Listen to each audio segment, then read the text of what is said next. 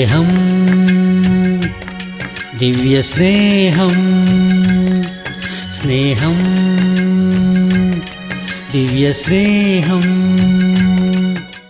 സാക്ഷ്യമില്ലാത്ത ക്രിസ്ത്യാനികൾ അല്ല. ഓരോ ക്രിസ്ത്യാനിക്കും സാക്ഷ്യമുണ്ടായിരിക്കണം. അനുഭവത്തോടു കൂടിയതായ സാക്ഷ്യം, രക്ഷയുടെ സാക്ഷ്യമുണ്ടായിരിക്കണം. ക്രിസ്തുവിൻ്റെ കൂടെ നടക്കുന്ന അനുഭവത്തോടു കൂടിയതായ സാക്ഷ്യമുണ്ടാകണം. ഈ ദിവസങ്ങൾ എവിടെ നോക്കിയാലും നാമമാത്ര ക്രിസ്ത്യാനികളെ കാണാൻ കഴിയും. ജന്മം കൊണ്ട് ക്രിസ്ത്യാനികളായവരെ കാണാൻ കഴിയും. ആചാരമനുഷ്ഠിക്കുന്ന ക്രിസ്ത്യാനികളെ കാണാൻ കഴിയും. അന്ധവിശ്വാസമുള്ളവരായ ക്രിസ്ത്യാനികളെ കാണാൻ കഴിയും. സീസണൽ ഭക്തന്മാരെ കാണുവാൻ കഴിയും. അവർക്ക് ആവശ്യമുള്ള സമയത്ത് ദൈവത്തിൻ്റെ അടുക്കൽ ചെന്ന് പ്രാർത്ഥിക്കുന്ന വ്യക്തികളെ കാണുവാൻ കഴിയും. എന്നാൽ ബൈബിളിൽ നാം പഠിക്കുകയാണെങ്കിൽ യേശുവിൻ്റെ അടുക്കൽ വരുന്ന എല്ലാ വ്യക്തികൾക്കും ഒരു സാക്ഷ്യമുള്ളതായി കാണാം. കർത്താവിൻ്റെ അടുക്കൽ വന്ന വ്യക്തികളോട് സാക്ഷ്യം പറയാൻ പറഞ്ഞാൽ, ഒരു വേള ഈ ദിവസം ലുദിയ, നമ്മുടെ ചർച്ചിലുള്ള ലുദിയ അല്ല, ബൈബിളിൽ ഉള്ളതായ ലുദിയ വന്നിട്ട്, ലുദിയ എന്ന് പറഞ്ഞാൽ ലിഡിയ, എന്താണ് സാക്ഷ്യം പറയുവാൻ പറഞ്ഞാൽ എന്തു പറയുമായിരിക്കും? എൻ്റെ പേര് ലുദിയ, ഞാൻ തിയത്തേര ദേശത്ത് താമസിക്കുന്നവൾ ആകുന്നു. ഞാൻ ചെറിയൊരു ജോലി ചെയ്യുന്ന വ്യക്തി ആണ്. എനിക്കൊരു ചെറിയ ബിസിനസ് ഉണ്ട്. ഞാൻ ചെറിയൊരു ബിസിനസ് ചെയ്ത് എൻ്റെ കുടുംബക്കാരെയെല്ലാം ആ ബിസിനസ്സിൽ കൂടി സഹായിക്കുകയും ചെയ്തുകൊണ്ട് ജീവിക്കുന്നു. എനിക്ക് ദൈവത്തോട് വളരെ ഭക്തിയുള്ളവളാണ്. എന്നാൽ ആ ദൈവത്തെക്കുറിച്ച് പൂർണ്ണമായ ഗ്രാഹ്യം എനിക്കില്ലായിരുന്നു. എന്നാൽ ഞാൻ ചില ആളുകളുമായി ചേർന്ന് ഒരു സമുദ്രതീരത്തിരുന്ന് ഞങ്ങൾ കൂട്ടായ്മ ആചരിച്ച് പ്രാർത്ഥിച്ചപ്പോൾ, അങ്ങനെ ദൈവത്തോട് പ്രാർത്ഥിച്ചുകൊണ്ടിരുന്ന സമയത്ത് ഞങ്ങൾക്കറിയാത്ത ഒരു വ്യക്തി ആ സന്ദർഭത്തിലേക്ക് അവിടേക്ക് വരുവാൻ ഇടയായി. ഞങ്ങളെ കണ്ട ആ മനുഷ്യൻ ദൈവത്തിൻ്റെ വചനം, യേശുക്രിസ്തുവിനെക്കുറിച്ചുള്ള സത്യം ഞങ്ങളോട് വിവരിച്ചു തന്നു. അവൻ വചനം സംസാരിച്ച സമയത്ത് ദൈവം എൻ്റെ ഹൃദയത്തെ തുറക്കാനിടയായി. എന്നിലേക്ക് വലിയൊരു വിശ്വാസം വരാനിടയായി. വലിയൊരു മാറ്റം എനിക്കുണ്ടായി. യഥാർത്ഥ ദൈവത്തെ ഞാൻ കാണുവാനിടയായി. ഞാൻ കാത്തിരിക്കുന്ന മിശിഹ യേശുക്രിസ്തു ആണെന്നും എൻ്റെ പാപത്തിനു വേണ്ടിയാണ് അവൻ മരിച്ചതെന്നും ഉയർത്തെഴുന്നേറ്റതെന്നും ഉള്ള സത്യം ഞാൻ മനസ്സിലാക്കി. യേശുക്രിസ്തുവിനെ എൻ്റെ രക്ഷിതാവായി ഞാൻ അംഗീകരിച്ചു. യേശുവിനെ രക്ഷകനായി സ്വീകരിച്ച് ബാപ്റ്റിസം എടുക്കണമെന്ന് പറഞ്ഞു. അതിനുശേഷം ഞാൻ എൻ്റെ ഭവനത്തിൽ ചെന്ന് എൻ്റെ വീട്ടുകാരോട് മുഴുവൻ എൻ്റെ സാക്ഷ്യം പറഞ്ഞ് ഞാനും എൻ്റെ വീട്ടുകാർ എല്ലാവരും സ്നാനപ്പെടുകയും ചെയ്തു. സ്നാനപ്പെട്ട് ഞങ്ങൾ പ്രാർത്ഥിക്കുന്ന സമയത്ത് ഞങ്ങളുടെ ഭവനത്തെ ഒരു പ്രാർത്ഥനാ സ്ഥലമാക്കി മാറ്റണമെന്ന്, എന്നെ രക്ഷിച്ചതായ എൻ്റെ കർത്താവിന് എൻ്റെ ഭവനത്തെ സമർപ്പിക്കണമെന്ന് ഞാൻ തീരുമാനിച്ചു. ഞങ്ങളുടെ വീട്ടിൽ വരുന്നതായ ദൈവദാസന്മാരെ ഞങ്ങൾ സഹായിക്കുകയും ചെയ്തു. അന്നു മുതൽ ഞങ്ങളുടെ ഭവനത്തിൻ്റെ അവസ്ഥ മാറി. അവിടെ ഒരു സഭയുണ്ടാകാനിടയായി. അതിൻ്റെ പേര് പ്രാർത്ഥനാ സ്ഥലം. അങ്ങനെ എൻ്റെ വീട്ടിൽ ഒരു ചെറിയ സഭ ഉണ്ടാകാനിടയായി.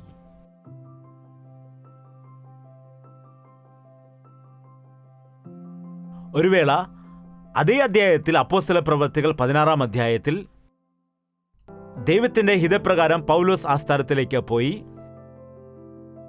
അപ്പോസ്തലപ്രവൃത്തികൾ 16-ാം അധ്യായം നാം പരിശോധിക്കുകയാണെങ്കിൽ മറ്റൊരു വ്യക്തിയെ നമുക്ക് കാണാൻ കഴിയും. ബാധ ഒഴിഞ്ഞു പോയതായ സ്ത്രീ. പൗലോസ് അവളുടെ തലയിൽ കൈവച്ച സമയത്ത് ദുരാത്മാവ് അവളെ വിട്ട് പോകാനിടയായി. ഈ കാര്യത്തെക്കുറിച്ച് സാക്ഷ്യം പറയാൻ അവളോട് പറഞ്ഞാൽ അവൾ എന്തുവെന്ന് പറയും? യേശുക്രിസ്തു ആരാണെന്ന് എനിക്കറിയില്ലായിരുന്നു. ഞാൻ പിശാചിനാൽ ഉപദ്രവിക്കപ്പെട്ട വ്യക്തിയാണ്. എൻ്റെ യജമാനന്മാർ എന്നെക്കൊണ്ട് ലാഭമുണ്ടാക്കി. ഞാൻ മുഖാന്തരം അവർ പണം സമ്പാദിച്ചു. ഞാനൊരു ഭ്രാന്തിയെപ്പോലെ വഴിയിൽ നടക്കുന്നവളായിരുന്നു. ഒരു ദിവസം ദൈവദാസൻ എൻ്റെ തലയിൽ കൈവച്ചിട്ട് എനിക്ക് വേണ്ടി പ്രാർത്ഥിക്കുവാനിടയായി. എന്നിലുണ്ടായിരുന്ന പിശാചിനെ യേശുക്രിസ്തുവിൻ്റെ നാമത്തിൽ അഴിക്കാനിടയായി. എപ്പോഴാണോ ദുരാത്മാവ് എന്നെ വിട്ടുപോയത്, അപ്പോൾ എൻ്റെ ജീവിതം മാറിപ്പോയി. എൻ്റെ ജീവിത രീതി മാറിപ്പോയി. എൻ്റെ ശീലങ്ങൾ മാറിപ്പോയി. എൻ്റെ പ്രവർത്തനങ്ങൾ, എൻ്റെ ആ ജീവിത രീതി പൂർണ്ണമായും മാറിപ്പോയി എന്ന സാക്ഷ്യം പറയാനിടയാകും. അവളുടെ സാക്ഷ്യം വചനം കേട്ടപ്പോൾ ഉണ്ടായതാണ്. എങ്ങനെയാണ് സാക്ഷ്യം? പ്രാർത്ഥന ചെയ്തപ്പോൾ വിടുതൽ കിട്ടി. എങ്ങനെയാണ്? അതേ അധ്യായത്തിൽ മറ്റൊരു വ്യക്തിയെ കാണാം, കാരാഗ്രഹ പ്രമാണി. ഈ കാരാഗ്രഹ പ്രമാണിയെ സാക്ഷ്യം പറയുവാൻ വേണ്ടി വിളിച്ചാൽ വന്നു പറയും, ഞാൻ റോമൻ സർക്കാരിന്റെ ഒരു അധിപതിയായിരുന്നു, ഞാൻ ജയിലിന്റെ സൂപ്രണ്ടായി ജോലി ചെയ്യുകയായിരുന്നു, ജയിലിന്റെ താക്കോലെല്ലാം എൻ്റെ കയ്യിലാണ് ഇരിക്കുന്നത്, ഞാൻ വളരെ വളരെ കൃത്യമായി ജോലി ചെയ്യുന്ന വ്യക്തിയാണ്. ഒരു ദിവസം പൗലോസിനെയും ശീലാസിനെയും മതം സംബന്ധിച്ച വിഷയത്തിൽ കാരാഗ്രഹത്തിൽ കൊണ്ടുവന്നു. അവരെ അവിടെ കൊണ്ടുവന്ന് ഒരുപാട് ഉപദ്രവിച്ചു. ചാട്ടവാർ കൊണ്ട് അവരെ ഒരുപാട് അടിക്കാനിടയായി. അവരെ കാരാഗ്രഹത്തിൽ അടച്ചു. അങ്ങനെ എന്നാൽ ആ രാത്രി ഒരു അത്ഭുതം സംഭവിച്ചു. ഒരു വലിയ ഭൂകമ്പമുണ്ടായി. അടിസ്ഥാനങ്ങൾ കുലുങ്ങി, ബന്ധനങ്ങൾ അഴിഞ്ഞുപോയി, വാതിലുകൾ തുറന്നുപോയി. ഞാൻ സ്വയം കത്തിയെടുത്തിട്ട് മരിക്കുവാൻ തുടങ്ങിയ സമയത്ത് പൗലോസ് ഓടി പറഞ്ഞു, നിങ്ങൾ മരിക്കരുത്, ഞങ്ങൾ ഇവിടെ തന്നെ ഉണ്ട്. ആ സമയത്ത് എനിക്ക് ഒരുപാട് അത്ഭുതം തോന്നി. കാരാഗ്രഹത്തിന്റെ വാതിലുകൾ തുറന്നിട്ടും കാരാഗ്രഹത്തിലുള്ള ആളുകൾ വെളിയിൽ പോയില്ലെങ്കിൽ അതിന്റെ അർത്ഥം എന്താണ്? അവർക്കും മാറ്റം വന്നിരിക്കുന്നു. ഒരു വലിയ ഉണർവ് അവിടെ ഉണ്ടാകാനിടയായി.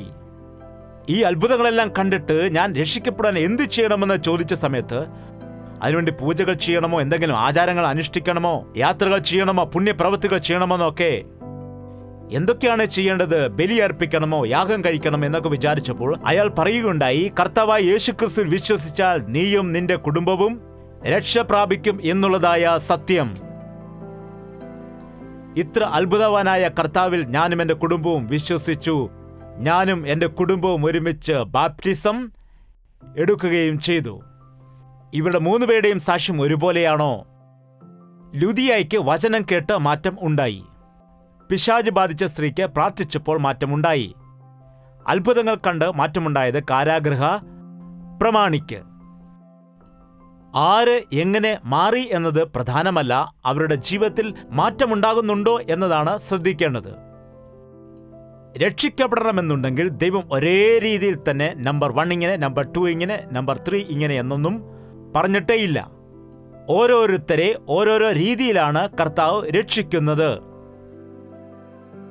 ഏതു രീതിയിൽ നീ രക്ഷിക്കപ്പെട്ടു എന്നത് പ്രധാനമല്ല, നീ രക്ഷിക്കപ്പെട്ടുവോ എന്നതാണ് പ്രധാനം. അത് മറക്കരുത്.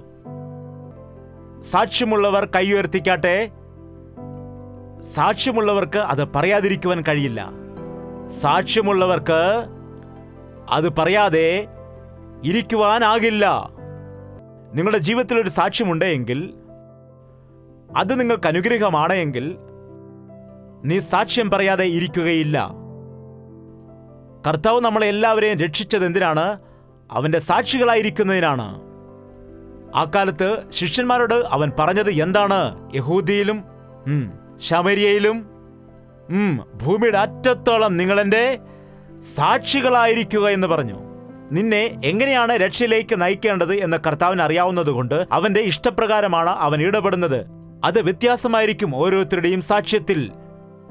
ആ വിഷയങ്ങൾ വ്യത്യാസമായിരിക്കും. ലുദിയായ്ക്ക് വേറെയാണ്, പിശാച് ബാധിച്ചവൾക്ക് വേറെ, കാരാഗ്രഹ പ്രമാണിക്ക് വേറെ, പൗലോസിന് വേറെ, എന്റെ സാക്ഷ്യം വേറെ, നിന്റെ സാക്ഷ്യം വേറെ. അതുപോലെ മറ്റുള്ളവരുടെയും ആ സാക്ഷ്യത്തെ നീ പ്രത്യേകിച്ച് പറയണം. അതാണ് വ്യക്തിപരമായ, ക്രിസ്തുവിനോട് വ്യക്തിപരമായ അനുഭവം പ്രാപിക്കുന്നതാണ് സാക്ഷ്യത്തിന്റെ എസൻസ്. ബാക്കിയുള്ള കാര്യങ്ങളെല്ലാം അതിന്റെ റിസൾട്ടാണ്, അതിന്റെ പ്രതിഫലമാണ്. യഥാർത്ഥത്തിൽ നിന്റെ ജീവിതത്തിൽ മാറ്റം വരുവാനുള്ള കാരണം എന്താണെന്നാൽ, അതായത് ദൈവം വ്യക്തിപരമായി നിന്നെ കണ്ടതായ സമയം, നിന്നിൽ ഉണ്ടായതായ മാറ്റം, നിന്നിൽ സംഭവിച്ചതായ പരിശുദ്ധാത്മാവിന്റെ ക്രിയ. അതാണ് പറയുന്നത്, ഒരുവൻ ക്രിസ്തുവിലായാൽ അവൻ പുതിയ വ്യക്തിയാകുന്നു, പഴയത് കഴിഞ്ഞുപോയി എന്ന് വചനം പറയുന്നു. നിങ്ങൾക്ക് സാക്ഷ്യമില്ല എങ്കിൽ മുഴങ്കാലമടക്കി പ്രാർത്ഥിക്കൂ. ദൈവത്തോട് മുഖാമുഖം സംസാരിക്കാൻ ശ്രമിക്കൂ. ദൈവത്തിൽ നിന്നൊരു അനുഭവം പ്രാപിക്കുവാൻ വേണ്ടി ശ്രമിക്കൂ. നീ രക്ഷിക്കപ്പെട്ടു എന്നുള്ള അനുഭവ സാക്ഷ്യത്തെ പ്രാപിച്ച് മറ്റുള്ളവർക്കത് പകർന്നു കൊടുക്കൂ. നിങ്ങൾ ജോലി ചെയ്യുന്ന സ്ഥലത്ത് സാക്ഷികളായി ജീവിക്കണം. സാക്ഷ്യമെന്ന് പറയുമ്പോൾ അത് വിളിച്ചു പറഞ്ഞു നടക്കേണ്ട കാര്യമേ ഇല്ല. നിന്നെ കാണുന്നുണ്ട് നിന്റെ കൂടെയുള്ളവർ, നിന്റെ ചുറ്റുമുള്ളവർ നിന്നെ ശ്രദ്ധിക്കുന്നുണ്ട്. എത്രമാത്രം നീ പ്രാർത്ഥിക്കുന്നു, എങ്ങനെ നീ പ്രവർത്തിക്കുന്നു, നിന്റെ സംസാരം എങ്ങനെയാണ്, നിന്റെ രീതി എങ്ങനെയാണ്, നിന്റെ സ്വഭാവം എങ്ങനെയുള്ളതാണ് എന്നുള്ള കാര്യമെല്ലാം നിന്റെ കൂട്ടുകാർക്ക്, നിന്റെ ഫ്രണ്ട്സിന് അറിയാം, നിന്റെ വീട്ടുകാർക്ക് അറിയാം. ആദ്യം നിന്റെ ഭക്തിയെ നിന്റെ വീട്ടുകാർ അംഗീകരിക്കണം. ആരംഗീകരിക്കണം? വെളിയിലുള്ളവർക്ക് വിശ്വസിക്കാൻ എളുപ്പമാണ്. എന്നാൽ ആർ വിശ്വസിക്കണം? നിന്റെ വീട്ടിലുള്ളവർ വിശ്വസിക്കണം. അത് നാം ശ്രദ്ധിക്കേണ്ട ഒരു കാര്യമാണ്. നിന്റെ വീട്ടിലുള്ളവർക്ക് നിന്റെ സാക്ഷ്യം പറയുവാൻ കഴിയുന്നില്ലെങ്കിൽ വെളിയിലുള്ളവർ പറഞ്ഞിട്ട് അതുകൊണ്ട് യാതൊരു പ്രയോജനവുമില്ല. സാക്ഷ്യമില്ല എങ്കിൽ കർത്താവിൻ്റെ അടുക്കൽ മുഴങ്കാൽ മടക്കി കർത്താവിനോട് യാചിച്ച്, കർത്താവെ, നീ എന്നെ അനുഗ്രഹിച്ചല്ലാതെ ഞാൻ നിന്നെ വിടുകയില്ലെന്ന് പറഞ്ഞ് യാക്കോബ് മല്ല് പിടിച്ചതുപോലെ നിങ്ങൾ മല്ല് പിടിച്ച് സാക്ഷ്യത്തെ നേടാൻ ശ്രമിക്കൂ. ഒരനുഭവം നേടുവാൻ വേണ്ടി പരിശ്രമിക്കൂ. നിങ്ങൾക്ക് ഈ ലോകത്തിൽ എന്തെല്ലാം ഉണ്ടായാലും ഇല്ലെങ്കിലും യേശുവിനെ കുറിച്ചുള്ളതായ സാക്ഷ്യം നിങ്ങൾക്കില്ല എങ്കിൽ സ്വർഗത്തിൽ നിങ്ങൾക്ക് പോകാൻ കഴിയില്ല. കർത്താവിൻ്റെ രാജ്യത്തിൽ പ്രവേശിക്കുവാൻ കഴിയില്ല.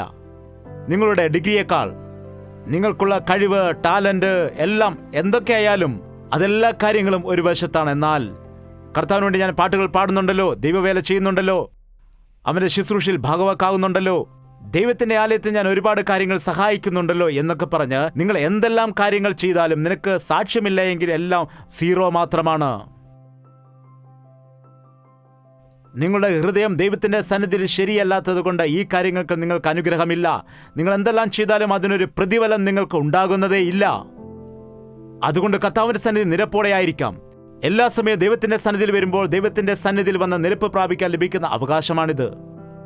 ഈ സമയത്ത് സ്നാനപ്പെടാത്ത വ്യക്തികൾ സ്നാനപ്പെടുന്നതിന് വേണ്ടി നിങ്ങളെ തന്നെ ഒരുക്കുക. പെട്ടവർ കർത്താവിന്റെ സന്നിധിയിൽ സമർപ്പിച്ച് പ്രാർത്ഥിക്കൂ. നിങ്ങളുടെ എല്ലാ വിഷയങ്ങളും കർത്താവിന്റെ സന്നിധിയിൽ സമർപ്പിച്ച് പ്രാർത്ഥിക്കുക. നമുക്കിപ്പോൾ പ്രാർത്ഥനയ്ക്ക് വേണ്ടി എഴുന്നേൽക്കാം, തലകളെ വണക്കാം. പരിശുദ്ധനായ സ്നേഹമുള്ള പിതാവേ, കർത്താവേ, നീ ഞങ്ങളെ ഒന്ന് നോക്കണമേ. കുറേ വർഷങ്ങളായിട്ട് ക്രിസ്ത്യാനികൾ എന്ന് ഞങ്ങൾ പറയുകയും ക്രിസ്തീയ കുടുംബത്തിൽ ഞങ്ങൾ ജനിച്ചവരാണെന്ന് വിചാരിക്കുകയും ചെയ്ത് ഭക്തി വെറും ആചാരത്തിലും അനുഷ്ഠാനത്തിലും ഒതുക്കിക്കൊണ്ട് സാക്ഷികളായി ജീവിക്കാൻ കഴിയാത്തവരായി ഞങ്ങൾ മാറാതെ അനുഭവമുള്ള സാക്ഷികളായി നിൽക്കാൻ ഞങ്ങളെ സഹായിക്കണമേ. ആരെ ഏതു രീതിയിലാണ് സ്വാധീനിക്കേണ്ടത്, ഏത് ഹൃദയങ്ങളെ ഏതു രീതിയിലാണ് നീ മാറ്റേണ്ടത്, നിന്റെ വചനം സംസാരിക്കുമ്പോൾ, നിന്റെ ദാസന്മാർ പ്രാർത്ഥിക്കുന്ന സമയത്ത് നീ ചെയ്ത അത്ഭുത കാര്യങ്ങൾ കാണുമ്പോൾ, നിന്റെ സ്നേഹവും കരുണയും ദർശനവും ഞങ്ങൾ പ്രാപിക്കുമ്പോൾ, വേദപുസ്തകത്തിലുള്ള നിന്റെ ഭക്തന്മാർ എങ്ങനെയാണ് അങ്ങനെയുള്ള അനുഭവങ്ങൾ പ്രാപിച്ചെടുത്തത്, ഈ കാലത്തും അതുപോലെ തന്നെ ഇന്നലെയും ഇന്നും എന്നും ഒരേപോലെയുള്ള ദൈവത്തെയാണ് ഞങ്ങൾ ആരാധിക്കുന്നത് കൊണ്ട് ഞങ്ങളോട് സംസാരിക്കണമേ. ഞങ്ങളുടെ ജീവിതത്തെ മാറ്റണമേ. ഞങ്ങളുടെ സ്വഭാവത്തിൽ മാറ്റം കൊണ്ടുവരണമേ. ഞങ്ങളുടെ ഭക്തി വെറും വാക്കുകളിൽ ഒതുങ്ങാതെ ഞങ്ങളുടെ ജീവിതത്തിൽ പ്രവൃത്തികളിൽ വെളിപ്പെടുവാനുള്ള സഹായം ചെയ്യണമേ.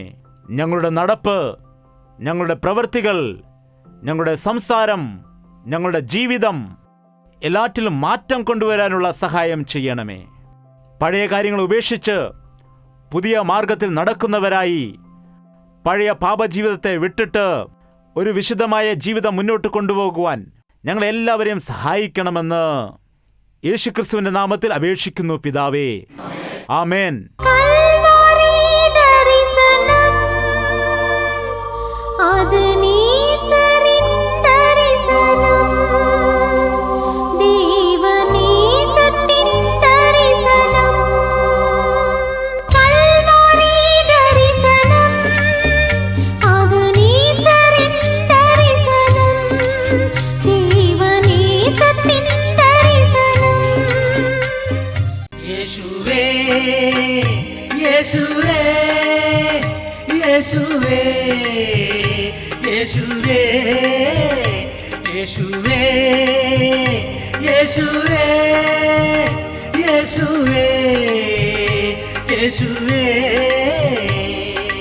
നിന്നെ നിന്നെ എന്നും ഞാൻ സേവിക്കും, നീ മാത്രം രാജാവെന്നും.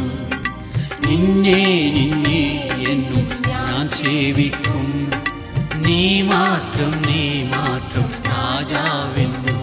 യേശുവേ യേശുവേ യേശുവേ യേശുവേ യേശുവേ യേശുവേ യേശുവേ യേശുവേ യേശുവേ യേശുവേ യേശുവേ യേശുവേ യേശുവേ യേശുവേ